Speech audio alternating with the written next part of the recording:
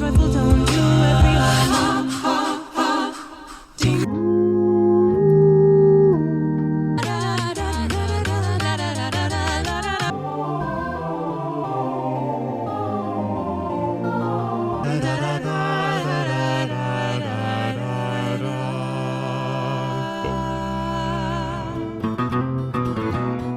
Yes, so Hairless here. My hat doesn't fit. Let me adjust that quickly. Okay, that's better. Today we have our third Pentatonix Christmas song. This is Carol of the Bells. We've previously done Silent Night and God Rest You Merry Gentlemen. If you want to check them out, please do. They're in the description down below. This one is from 2012. It's one of their older works. I've always been really fascinated by Carol of the Bells, and this version, the Pentatonix version, is one of the more heavily recommended songs that I've received. Carol of the Bells is an interesting carol because, unlike other carols, is quite dark. And what I mean by that is the main melody literally is emphasizing a minor third. You know, they're the three notes. It's quick, it's jumpy, it's very catchy. It is not cozy, and carols normally remind us of, you know, cozy Christmas time. Yet everyone still loves Carol of the Bells. I think it's a very, very interesting carol, so I'm beyond excited to see what they do here. 187 million views on YouTube this video has. There must be a reason for it. So without further ado, let's get straight into it.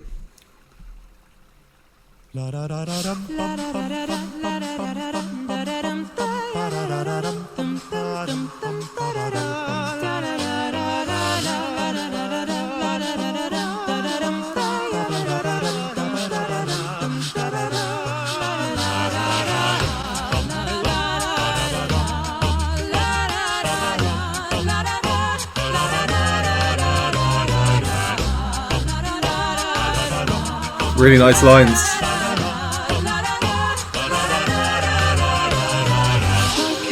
Sweet silver bells all seem to say, throw cares away, Christmas is here, bringing good cheer to young and old, meek and the bold, ding dong ding dong. That God, what tuning by Mitch, so good. Caroling, one seems to hear words of good cheer from everywhere, filling the air. Oh, how they pound, raising their sound, o'er hill and dale, telling their tales. While people sing songs of good cheer, Christmas is here. Merry, merry, merry, merry Christmas, merry, merry, merry, merry Christmas. On they send on without end their joyful tone to everyone. What an opening. I was really getting into that. Just going to pause there. It seemed quite natural. That it looked like there was a bit of a change. Yeah, just wow. Let's quickly go back and just unpack some bits from that intro. First things, right at the very start, Avi and Mitch's part here. So they're singing in thirds, which is kind of the closest, easiest harmony you can do. So Avi is down here and Mitch up here. So they're the two notes, but because they're over an octave apart, instead of being a third apart, 3 notes apart, they're actually 10, a tenth apart, which is weird because the notes are close harmonically, but far apart actually. It's a nice way to link the bass to the melody here when there's not too much going on. And then immediately afterwards, Mitch's jump here. He's going C to A flat, which is a minor sixth. I say it in my other videos, a sixth is a really, really catchy interval. A major sixth would be, my Bonnie lies over the ocean. But this is a minor sixth because, you know, it's more of a dark carol here, a lot of minor undertones. But the accuracy that Mitch does it with, and I mean the whole intro part, it's impeccable. Breathing control, the accuracy of the notes, just wow, really wow. And then just after that, listen to Avi's part. You'll notice that his part is static, it's singing the same note. It really exaggerates the movement of Scott and Mitch's part and just how catchy they are. And it also emphasizes the polyphony, how every part is its own individual line. You know, Avi's staticness here really emphasizes that.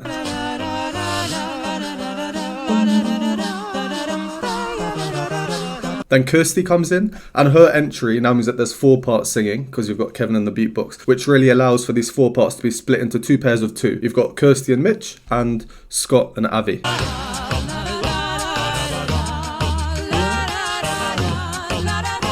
can hear that. And then it's interesting, I think this might be the first case where I've seen them openly using multi-tracking here. For example, Avi has 2 parts. So Avi is singing bum bum and Scott bum bum bum, but there's also this being heard. And by multi-tracking, what I mean is it's not strictly in 5 parts, so if they perform this live, it wouldn't sound the same unless they use some looping pedal or something. Then for this section, the oohs in the background really, really nice, and they're really high in, well, everyone's register. So you've got Scott, Kirsty, and Avi singing.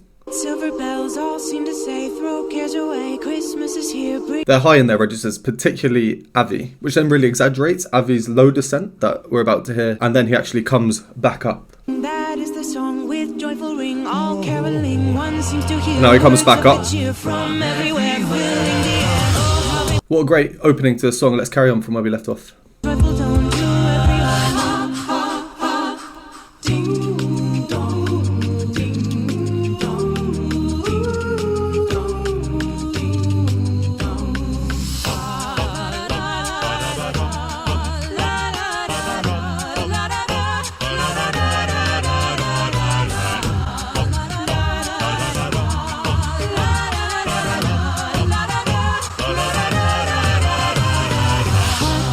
Sweet silver bells all seem to say, throw cares away. We will throw cares away. Christmas is here, bringing good cheer to young and old, meek and bold. Bringing cheer. Oh, how they pound, raising their sound, o'er hill and dale, telling their tales. Very, very wild people sing songs of good cheer. Christmas is here. Merry, merry, merry, merry Christmas. Merry Christmas. Merry, merry, merry, merry Christmas.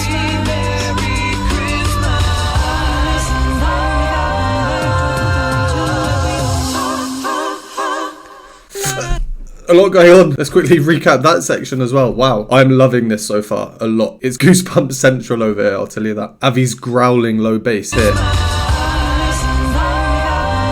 Oh, and then it slides up. Whew. So let's have a quick re-listen to those ding-dongs. They're really nice.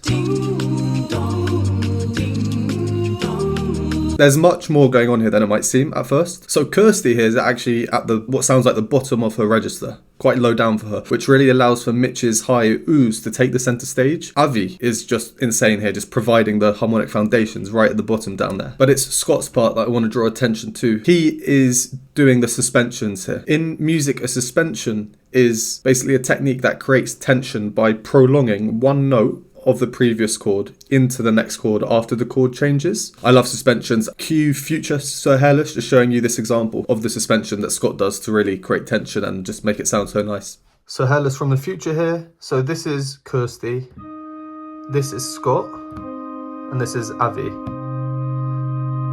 I've done it in organ mode because it's easier to sustain the notes and you can hear the suspension.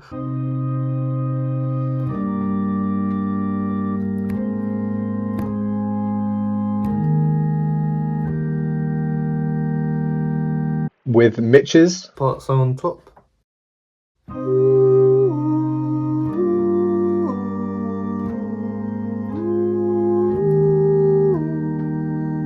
Now for this part that I'm about to play, it sounds like Kirsty and Mitch are just singing in thirds, but Mitch's part is actually a lot more complex than it sounds. He has quite a lot of notes in there.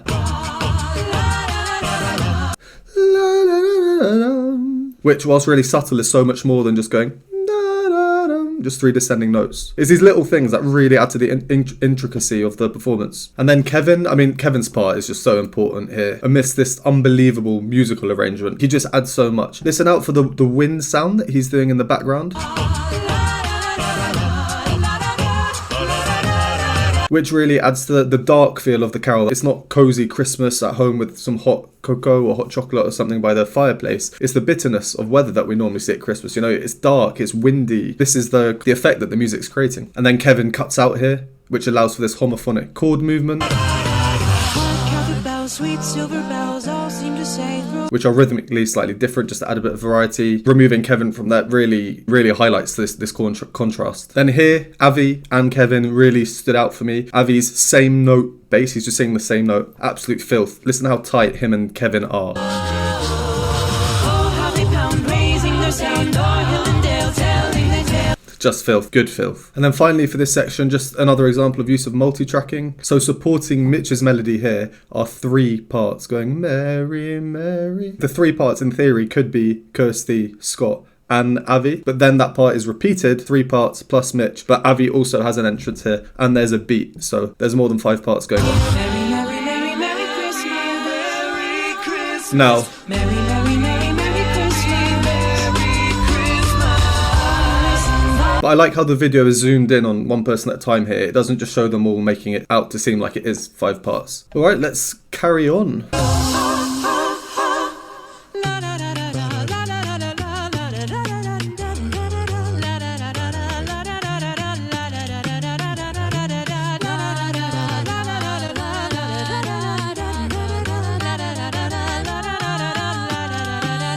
The polyphony is great.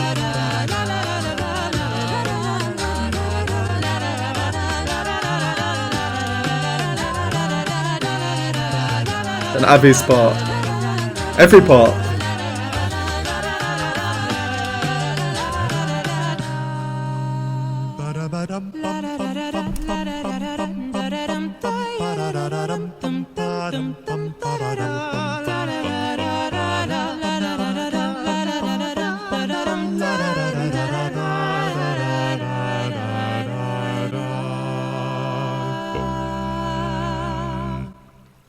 Wow, nice little TS to Picardy at the end there. That means when you take a minor song and you finish in a major key. Instead of.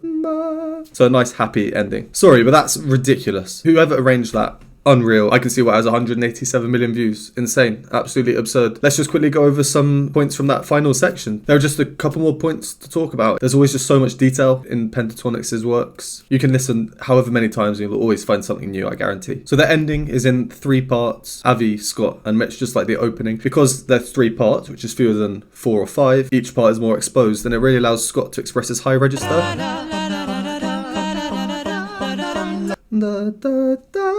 And then just back to the start of that final section, that lovely, lovely polyphony. Every part is its own melody. They intertwine so well. They work so well together. It's just unbelievable. This whole section.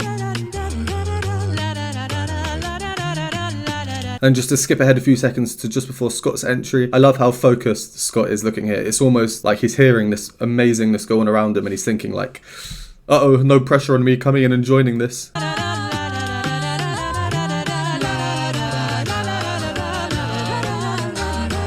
I'm not going to talk about how amazing that part is. I'm just going to show you through a little transcription. Okay, I've done the transcription. It does not contain Kevin's part, which will allow us to hear each singing line a bit easier. You'll notice that some of the notes are coloured. When notes share the same colour, it just means that one person is singing the exact same rhythm as another person. And it really helps us to see how the parts work with each other and how they change around who they're singing with at that moment in time and harmonising with, etc. It's a testament to how good this arrangement is. And if you can't read music, then hopefully that should help as well. If you can read music and want to try and sing along, please do. And as I'm sure we're all wondering, how the hell does Mitch breathe in it? Look at his part. There aren't actually any rests or good places to breathe. It's quite incredible what they do here.